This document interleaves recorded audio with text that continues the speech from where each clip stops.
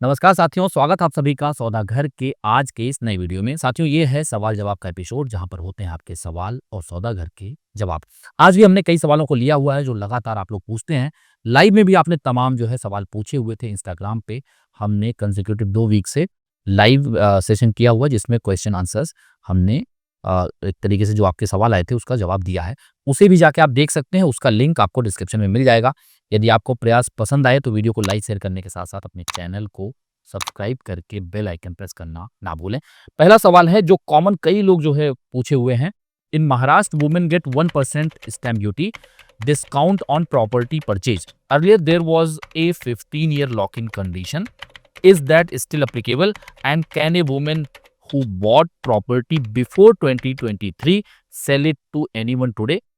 Women's day 8 मार्च 2021 को महाराष्ट्र सरकार ने एक स्कीम लाई जिसके अंतर्गत ये कहा गया कि अगर वुमेन अपने नाम पर कोई भी प्रॉपर्टी खरीदती है, खासकर रेजिडेंशियल प्रॉपर्टी, ना कि कॉमर्शियल या फिर कोई लैंड, सिर्फ के सिर्फ अगर आप फ्लैट खरीदते हैं, रेजिडेंशियल हाउस खरीदते हैं, तो उस पे आपको 1% का स्टैम्प ड्यूटी छूट मिलेगा। अब कई लोगों के मन में ये दुविधा रहती है कि यार, अगर मैं जो है को एप्लीकेंट बन जाऊं और अपने वाइफ को मेन एप्लीकेंट बना दूं तो क्या ये बेनिफिट ले सकते हैं? नहीं। इसमें वुमेन केवल खुद जो है ओनर रहनी चाहिए, और अगर ज्वाइंट में कोई खरीद रहा है तो दोनों ज्वाइंट में जो एप्लीकेंट्स हैं वो वुमेन होने चाहिए, फीमेल होनी चाहिए, तभी आप इसका बेनिफिट महाराष्ट्र में उठा सकते हैं। इसके अंतर्गत मान लीजिए कहीं पे मेट्रो सिटीज में जहाँ पे 7% की स्टैम्प ड्यूटी है सेस के साथ, वहाँ पे 6% लगेगा। जहाँ पे 6% स्टैम्प ड्यूटी है, वहाँ पे इस कंडीशन में अगर वुमेन अपने नाम पे खरीदती हैं, तो उन्हें 1% का रिबेट मिलके 5% पे मिल जाएगा। तो ये बेनिफिट मिलने के बाद जब इस स्कीम को चालू किया गया, तो वहाँ पे कंडीशन लगाई गई कि 15 साल का लॉक इन होगा। यानी कि ये जो फ्लैट लिया जा रहा है, 1% स्टैम्प ड्यूटी की छूट ली जा रही है, ये किसी को आप बेच नहीं सकते। किसी यानी मेल को आप नहीं बेच सकते हैं। अगर आप किसी मेल को बेचने जाएँगे, तो 1% का जो आपने बेनिफिट लिया है, वो तो वापस करना ही होगा, साथ ही साथ आपके ऊपर पेनल्टी भी लगेगी। लेकिन यहाँ पे समझने वाली बात यह भी है कि अगर वो वुमेन, वो फीमेल किसी फीमेल को बेचती है, तो यहाँ पर कोई भी पेनल्टी नहीं लगती। लेकिन इसमें एक अमेंडमेंट किया गया 31 मई 2023 में। अब इस दिन क्या परिवर्तन किया गया? इस दिन इसमें जो भी कंडीशन थे लॉक इन वगैरह के, वो हटा दिए गए। साथ ही साथ ये प्रॉपर्टी अब सिर्फ फीमेल नहीं, किसी को भी बेची जा सकती थी, क्योंकि ये पाया गया कि इसे वुमेन एम्पावरमेंट के लिए जो है इस स्कीम को लाया गया है। लेकिन अगर उसमें लॉक इन पीरियड है और वो सिर्फ फीमेल को ही बेच सकती हैं, ना कि किसी मेल परचेजर को, तो वहाँ पे समस्या ये थी कि अगर वो खरीद लेती हैं प्रॉपर्टी, तो वो स्टक हो जाएँगे। तो आप एम्पावरमेंट नहीं कर रहे हो, बल्कि उनको दबा रहे हो कि आप प्रॉपर्टी खरीदो, लेकिन आप बेच नहीं सकते। इस खामी को गवर्नमेंट ने समझा और 31 मई 2023 को इसमें से जो लॉक इन का सारा प्राविधान था उसे हटा दिया। यानी कि अब अगर वुमेन अपने नाम पे या फिर जॉइंट वेंचर में, वो भी जॉइंट वेंचर में जो अगला एप्लीकेंट होगा, को एप्लीकेंट होगा, वो भी वुमेन यानी कि फीमेल ही होनी चाहिए, तो 1% का रिबेट ले सकते हैं। और उसे खरीदने के बाद कभी भी 6 महीने बाद बेच रहे हैं, साल भर बाद बेच रहे हैं, 3 साल बाद बेच रहे हैं, 5 साल बाद, जब भी बेचना है, आप किसी को भी बेच सकते हैं। उसपे कोई कंडीशन नहीं है कि आपको फीमेल को ही बेचना है। तो ये एक अच्छी बात हो गई। तो अब जिसके मन में दुविधा है कि अगर आज हम लेने जा रहे हैं, तो क्या मैं को एप्लीकेंट बन सकता हूँ एज ए मेल? नहीं, आप नहीं बन सकते हैं। क्या हम इसमें कोई लॉक इन पीरियड या कोई हमें कल को पेनल्टी देनी होगी और बेचने जाएँगे? नहीं, कोई पेनल्टी नहीं देनी होगी। अगले सवाल की तरफ बढ़ते हैं। When we take a home loan, we also pay legal fees. So why does not the bank check all project documents properly before approving the loan? Many buyers are now suffering with bad credit score because of project issues. Supreme Court has said banks should not trouble such buyers, but is that enough? देखिए यहाँ पे ये जो सवाल आया हुआ है, पीछे जो हमने किस्से कहानी के एपिसोड में पूरा आपके सामने की स्टोरी रखा कि जब जॉइंट वेंचर में 2 डेवलपर या लैंड पार्टनर और डेवलपर मिल के किसी प्रोजेक्ट को करते हैं और वहाँ पे डिस्प्यूट आ जाए, तो क्या होगा? बायर तो फँस जाता है, उसकी ईएमआई चालू है, ईएमआई नहीं भरेगा तो उसका क्रेडिट स्कोर खराब हो जाएगा, और यहाँ डेवलपर तो खुद एग्ज़िट हो गया, वहाँ पे अगर दूसरा डेवलपर आ जाता है, तो क्या इनके फ्लैट अब वहाँ पर रहेंगे? क्योंकि जो उनका जॉइंट वेंचर का एग्रीमेंट था वो तो अब क्रैश हो चुका है, तो क्या ये जो पहले परचेज़ कर चुके थे बायर्स, उनका एग्रीमेंट वैलिड रहेगा? क्या उनको लोन भरना चाहिए? क्या उनको लोन नहीं? ये सब चीज़ों पे हमने ज़िक्र किया हुआ था। उसी पर ये सवाल आया हुआ है। देखिए, कई बार क्या होता है, ये कॉमन प्रैक्टिस क्या है कि जिस भी प्रोजेक्ट पे बैंक लोन दे रहे हैं, वहाँ बिंदास खरीद लीजिए। कई कई बार आप लोगों ने ये सुना होगा, लोग कहते हैं कि नहीं-नहीं सर, यहाँ पे तो नेशनलाइज़ बैंक कर रहे हैं, यहाँ पे एसबीआई भी लोन कर रहा है, तो आप बिंदास जो है खरीद सकते हैं। तो पहली बात देखिए, समझने की कोशिश करिए, बैंक क्या करता है? बैंक चलिए ठीक है, वो सर्च टाइटल और पूरे टाइटल को स्क्रूटनाइज़ करके उसके बाद आपको लोन देता है। उसके पहले क्या है कि कॉमन प्रैक्टिस रहती है कि डेवलपर कुछ बैंक से एपीएफ ले लेते हैं, यानी कि एक अप्रूवल फॉर फाइनेंस आप पहले ही ले लेते हैं कि यहाँ पर अगर आप इस बैंक से लेने जाते हैं, तो आपको पूरा डॉक्यूमेंट देने की ज़रूरत नहीं है। उसने ऑलरेडी ये सारा इंस्पेक्शन कर लिया है, अब डायरेक्टली आप खरीदिए और आपका लोन जो है वो सैंक्शन हो जाएगा अगर आपकी एलिजिबिलिटी है तो, और डिसबर्समेंट भी होगा। अब यहाँ बैंक क्या करती हैं? मान लीजिए ए और बी दोनों जॉइंट वेंचर में आके, ए लैंड ओनर था और बी जो है वो डेवलपर था, यानी कि प्रमोटर था। वो दोनों आपस में मिल के किसी प्रोजेक्ट को बना रहे थे और लैंड ओनर एक तरीके से साइलेंट पार्टनर बन जाता है, जहाँ पे उसको एक फिक्स अमाउंट या फिर जो उसमें कंस्ट्रक्टेबल फ्लैट्स मिलने वाले हैं। तो ये सारी चीज़ें तो उसमें हो गई, यानी एक एग्रीमेंट के ज़रिए इन दोनों के बीच में समझौता हो गया और ये दोनों बाइंड हो गए कि हम इसके हिसाब से आगे जो है कंस्ट्रक्शन करेंगे और आपको बेचेंगे। इस पे सेल स्टार्ट कर दिया जाता है, इसी के बेस पे सारी सैंक्शनिंग ली जाती है, इसी के बेस पे हमारे रजिस्ट्रेशन लिया जाता है। अब ये सारे डॉक्यूमेंट तो सही हैं, टाइटल भी क्लियर है लैंड का, क्योंकि वहाँ पर कोई डिस्प्यूट है नहीं। जो लैंड ओनर है वो होल सोल ओनर है और उसका एग्रीमेंट किसी एक प्रमोटर के साथ हो चुका है, डेवलपर के साथ हो चुका है और वो फ्लैट वहाँ पे बेच रहे हैं। अभी तक तो चीज़ें सब कुछ सही हैं। तो अगर इस सही चीज़ को बैंक स्क्रूटनाइज़ भी कर ले, किसी भी हद तक चला जाए, 30 साल पुराना डॉक्यूमेंट भी खंगाल ले, तो उसको क्या ही मिलेगा? कुछ नहीं मिलने वाला। तो आप जब इस तरह के डिस्प्यूट की बात करते हैं, तो इसमें डिस्प्यूट बाद में क्रिएट हो रहा है। जब बैंक ने सारा कुछ स्क्रूटनाइजेशन कर लिया, उसके बाद डिस्प्यूट किसमें हुआ? लैंड ओनर और प्रमोटर में। क्यों हुआ? क्योंकि जो एग्रीमेंट का पार्ट था, जो उसके कंडीशंस थे, वो फॉलो नहीं किए गए प्रमोटर के द्वारा, डेवलपर के द्वारा। अब वो फॉलो नहीं किए गए, जिसके चलते लैंड ओनर ने उनके ऊपर लिटिगेशन कर दिया, उनके ऊपर एफआईआर कर दिया, उनके ऊपर केस कर दिए। तो उसके बाद ये प्रमोटर वहां से निकल जाता है तो क्या होगा? तो अब ये डिस्प्यूट कब क्रिएट हो रहा है? बाद में क्रिएट हो रहा है। इसकी वजह से अब इसमें कुछ भी चीजें आप ये नहीं कह सकते कि पहले क्यों नहीं पता चला, बैंक स्क्रूटनाइज नहीं करती क्या, कि आज केवल ईएमआई लेने आ गए। इसके लिए मैं बार बार क्या कहता हूँ, इससे बचने का तरीका क्या है? कई लोग कहेंगे ये तो आपने बता दिया, तरीका क्या है? तरीका बहुत सिंपल है। जब भी आप किसी ऐसे प्रॉपर्टी पे खरीदने जा रहे हैं जो जॉइंट वेंचर में है, उसके पुराने ट्रैक रिकॉर्ड के बारे में आपको कुछ खास जानकारी नहीं है, तो आपको करना क्या है? पहली बात, आप उसके कंस्ट्रक्शन को होने दीजिए, थोड़ा ऊपर आने दीजिए। 5-6 फ्लोर का कंस्ट्रक्शन होने दीजिए, तभी खरीदिए। ऐसा नहीं है कि आप डायरेक्ट पहुँचे, आपको बताया गया, आपसे ईओआई के बारे में कहा गया, एक्सप्रेशन ऑफ इंटरेस्ट, और आपने सस्ते के चक्कर में या अर्ली बर्ड ऑफर के चक्कर में, फोमो के चलते आपने वहाँ पे टोकन दे दिया या फिर आपने अपनी बुकिंग कर ली। इस चक्कर में मत पड़िए। अगर वो डेवलपर रिलायबल है और जो लैंड ओनर है वो भी रिलायबल है, पहले कई जॉइंट वेंचर हो चुके हैं, यानी ये लैंड ओनर और भी जगहों पे शामिल रहा है, ये प्रमोटर भी शामिल रहा, और उनको आप एक बार जो है चेक कर लें कि वो तो खुद ही अपनी हिस्ट्री बता देते हैं। आप उसको देख सकते हैं कि क्या सच में इन्होंने डिलीवर किया है, टाइमली डिलीवर किया है, क्वालिटी दिया है, क्या ये कोई डिस्प्यूट तो नहीं करते हैं। तो ये दूसरा आपको चेक करना। पहली चीज़ कि आपको अर्ली स्टेज पे एंटर ही नहीं करना अगर आपको समझ नहीं आ रहा है। दूसरा, आपको ये समझ के लेना है कि ये कहाँ पे क्या-क्या चीज़ें हैं।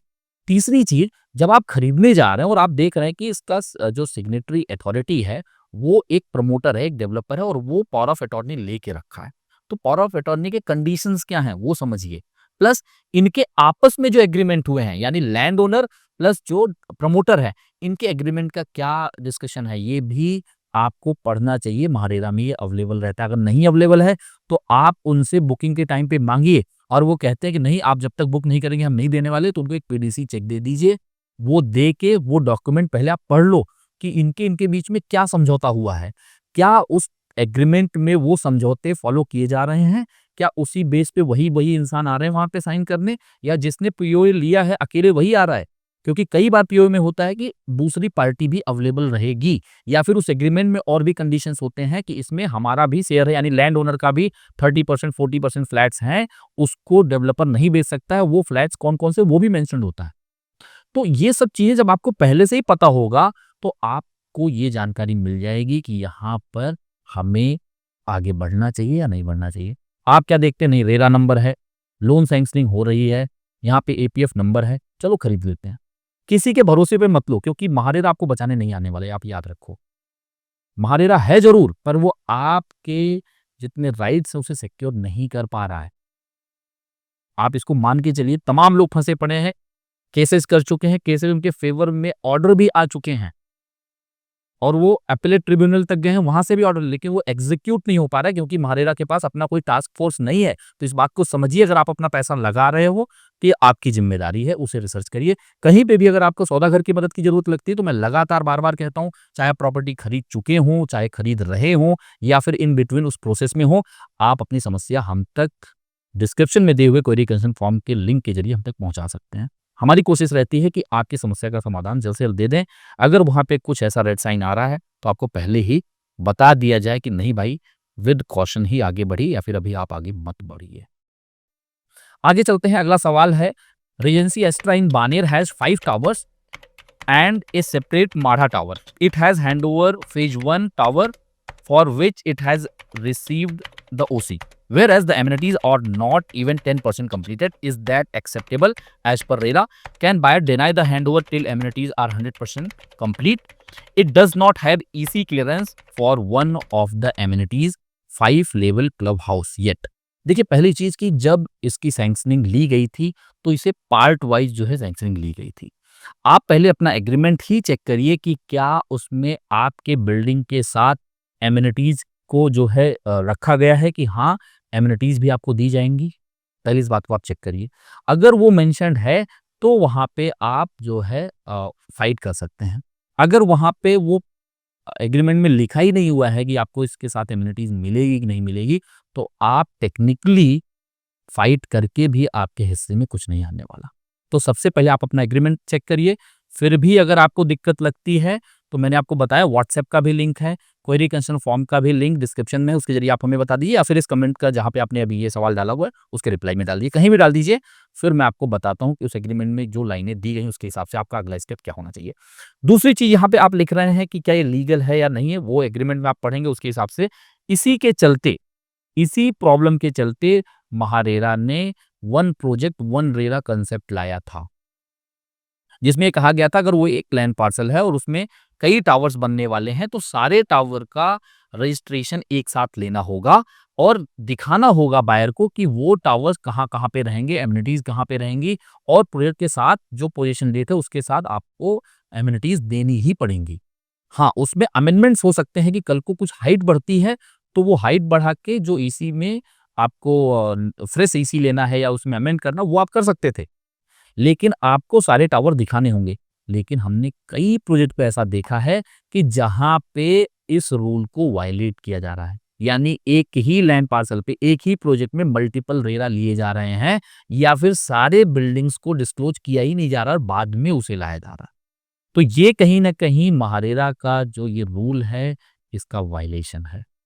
ये ऐसे कई जगह पे हो रहा है, इस पे भी हम लोग डिटेल में आप लोगों के सामने वीडियो लाएँगे, लेकिन आपको सचेत रहने की ज़रूरत है। अगर आज के समय भी कोई नए सैंक्शनिंग आ रही है और उसमें लिमिटेड फ्लैट का जो है रेरा लेके फिर आने वाले समय पे और रेरा लिए जा रहे हैं, तो आपको सचेत रहने की ज़रूरत है। उसके जो ऑर्डर कॉपी है महारेरा की, जो इसमें रूल पास किया गया था कि इस तरीके से वन प्रोजेक्ट वन रेरा होना चाहिए, उसका भी लिंक आपको सौदागर.com पे वेबसाइट पे मिल जाएगा। उसका लिंक भी हम आपको डिस्क्रिप्शन में डाल देंगे। तो पहले आप ये देख लीजिए आपके एग्रीमेंट में क्या लिखा हुआ है, हमें बताएँ, उसके आगे क्या करना है आपको हम बताएँगे। हैं शुभम आधव, इन्होंने लिखा है sir, waited for environment clearance for one developer last 8 to 9 month past. Also, we are looking to finalize property in other developer whose project work is 70% complete. Which project to prefer for better price and timely position? देखिए, पहली चीज की अगर आपका choice ये है कि मुझे जल्दी पोजीशन चाहिए, तो ऑब्वियस है आपको जिसमें कंस्ट्रक्शन ज़्यादा हो चुका है वहाँ जाना चाहिए। और 70-80% जो आप कंस्ट्रक्शन कह रहे हैं, आप ये देखिए ये 70-80% डिमांड है या सच में प्रोजेक्ट का 70-80% कंस्ट्रक्शन हो चुका है। क्योंकि क्या होता है कि जो 70-80% डिमांड है वो प्रोजेक्ट कंप्लीशन का 40% होने से पहले ही ये 70-80% डिमांड आपसे कर लिया जाता है। तो इन दोनों बातों में फ़र्क होता है, क्योंकि अगर पूरा प्रोजेक्ट के कंस्ट्रक्शन में सिर्फ 40-45% ही हुए हैं, तो अभी आने वाले समय में और समय लगेगा, 2 नहीं 2.5 साल भी लग सकते हैं। क्यों? क्योंकि कॉस्मेटिक फिनिश में ज़्यादा टाइम लगता है। जब प्रोजेक्ट के स्केलेटन बन के तैयार हो जाते हैं, उसके बाद जब उसमें जितनी बारीकियों का काम होता है, चाहे टाइल का काम हो, पेंटिंग का काम हो, प्लास्टर का काम हो, डोर का काम हो, एल्यूमीनियम का काम हो, सैनिटरी फिटिंग्स के काम हो, इलेक्ट्रिक का काम हो, पेंट का काम हो, ये सारे कामों में समय भी लगता है, पैसा भी लगता है, बारीकियाँ भी हैं। तो इसमें समय खिंचता है, यानी पूरा बिल्डिंग बन के तैयार है और आपको ये फिनिश होने में भी कई बार 1 साल से ज़्यादा का समय लग जाता है, तो इस बात का ख़्याल रखें, एक। दूसरी बात, कई बार अगर आप सिर्फ़ स्टेज देख के खरीद रहे हैं, तो ये गारंटी नहीं है कि आपको पोज़ीशन समय पे मिल जाएगा या मिलेगा या नहीं मिलेगा। इस बात पे डिपेंड करता है कि वो डेवलपर कैसा है, उसका ट्रैक रिकॉर्ड आप ज़रूर देखें, उसका सर्च टाइटल पढ़ें और जैसा मैंने पहले सवाल के जवाब में बताया कि आप समझने की कोशिश करिए, अगर वो जॉइंट वेंचर हैं, तो उनके आपस के एग्रीमेंट में क्या बातें लिखी गई हैं, उसे भी थोड़ा समय देके पढ़िए। क्योंकि आपका पैसा लग रहा है, कल आपका ही पैसा अटकेगा या आप वहाँ खुशियाँ मनाएँगे या फिर वो एक समय के लिए आपके लिए हेडेक बनेगा, ये आज आपके ऊपर ही निर्भर करता है कि आप कितने अच्छे तरीके से उसे समझते हैं और उस डेवलपर के पिछले डिलीवर्ड प्रोजेक्ट को भी आप जाके इंस्पेक्ट करिए कि क्या इसने पोजीशन समय पे दिया है। वहाँ पर रह रहे लोगों से आप पूछ भी सकते हैं, कई बार लोग जेनुइनली आपको आंसर देते हैं। क्योंकि वो वन टू वन आपसे बात कर रहे हैं और वो आपके जगह से होके गुजर चुके हैं, तो आपको बताने में वो गुरेज नहीं करेंगे। और फिर वैसे ही कहूँगा, अगर फिर भी समस्या है तो आप कमेंट में लिख दीजिए या फिर क्वेरी कंसर्न फॉर्म के जरिए हम तक समस्या पहुँचा दीजिए। जितने तरह-तरह की आप समस्याएँ पहुँचाएँगे, हमें भी सीखने का मौका मिलेगा और कोशिश रहेगी कि अपने कंटेंट के माध्यम से आप लोगों तक भी ले आएँ, जिससे बाकी लोग भी इससे सचेत हो पाएँ और उसकी जानकारी भी ले पाएँ। आगे चलते हैं, दीपक शिंदे जी हैं, इन्होंने लिखा है, "ए बुक्ड ए फ्लैट इन नेवले वस्ती, Chikhli, PCMC. Possession date in RERA is December 2025, but looking at the site, there is no progress. What can I do if builder delays beyond the RERA date?" देखिए, पहली बात, अभी दिसंबर आने में समय है, अभी 6 महीने बाकी हैं, तो अभी आपको तो इंतज़ार करना होगा। जब तक डेट क्रॉस नहीं हो जाता है, आप इसमें कुछ भी नहीं कर पाएँगे। अगर आपको ऐसा लग रहा है पोज़ीशन नहीं आ रहा है उस डेट तक, तो पहले उस डेट को क्रॉस होने दीजिए। आप पहले उनको रिमाइंडर मेल करिए कि आपका कमिटेड डेट ये था, अब ये क्रॉस हो चुका है, तो अभी हमें कंपनसेशन मिलना चाहिए। उसके रिप्लाई का इंतज़ार करिए। कई बार क्या होता है, वो महारेरा में एक्सटेंशन ले लेते हैं और आपसे बोलते हैं कि महारेरा में एक्सटेंशन ले लिया है, अभी हम आपको कंपनसेशन नहीं देंगे, आप महारेरा से बात करो। ऐसे केस में क्या करना है कि आपको सीधा बोलना है अगले मेल में कि यहाँ पे आपने हमारे एग्रीमेंट में एक डेट मेंशन किया हुआ है, जो लीगली यही फाइनल डेट पोजीशन का माना जाएगा। अगर इसके आगे आप जाते हैं, तो आपको कंपनसेशन देना होगा। अब ये कंपनसेशन देने के लिए क्या होगा कि डेवलपर या तो रिप्लाई करेगा या रिप्लाई नहीं करेगा। अगर वो रिप्लाई नहीं कर रहा है, तो फिर आप एक फाइनल उनको रिमाइंडर दे सकते हैं कि आपका रिस्पॉन्स नहीं आ रहा है या फिर आपका पॉजिटिव रिस्पॉन्स नहीं आया या फिर आप कंपनसेशन देने के लिए तैयार नहीं हैं। इसकी वजह से अब हम इसमें महारेरा में केस करने जा रहे हैं और उसके सेक्शन को भी मेंशन कर दीजिए। हमने इसमें बहुत से लोगों की हेल्प की हुई है और लोगों को कई बार जो है कंपनसेशन मिला भी हुआ है और वो बायर और डेवलपर आपस में नेगोशिएट करके कहीं न कहीं एक बीच का रास्ता भी निकाल लेते हैं। अगर वो डिले 2 महीने, 3 महीने का है, तो वो जायज़ है, उसमें आपको ज़्यादा पचड़े में पड़ने की ज़रूरत नहीं है। हाँ, आप पोज़ीशन डेट क्रॉस होने के बाद उनसे एक सॉफ्ट रिमाइंडर के रूप में मेल ज़रूर कर सकते हैं कि इसका एक्सपेक्टेड टाइमलाइन क्या है और ये क्या अब डिले फर्दर होने वाला है या आप लोग देने वाले हैं। जिससे आपके पास एक प्रूफ रहे कि आपने फ़ॉलो किया हुआ है पोज़ीशन के लिए, उसके बाद आप कंपनसेशन माँग रहे हैं। तो 2 महीने, 3 महीने, 4 महीने का डिले होता है, वो इतनी चीज़ें कई बार चलती हैं। लेकिन अगर वो डिले 3-4 महीने से ज़्यादा हो रहा है, 5 महीने का हो रहा है, 6 महीने का हो रहा है, 8 महीने का, तो बिल्कुल आपको कंपनसेशन के लिए लड़ना होगा। इसमें जहाँ पे भी हमारी मदद की ज़रूरत लगेगी, हम लोग तैयार हैं। उसकी जो ड्राफ्टिंग होती है, उसको भी ड्राफ्ट करके आप लोगों तक पहुँचाने की कोशिश रहेगी। यदि आपको सौदागर का प्रयास पसंद आ रहा है, तो वीडियो को लाइक, शेयर करने के साथ-साथ अपने चैनल को सब्सक्राइब करके बेल आइकन प्रेस कर लें, क्योंकि तमाम जो है वीडियोज़ आपके सामने ला रहे हैं, जहाँ पे आपको काफ़ी इनसाइट मिलते हैं और इसके ज़रिए आपकी बाइंग भी अच्छी हो सकती है। उम्मीद करते हैं आपको ये प्रयास पसंद आ रहे होंगे। जल्द मिलेंगे एक नई वीडियो के साथ, एक नई इन्फॉर्मेशन के साथ। तब तक के लिए धन्यवाद। नमस्कार।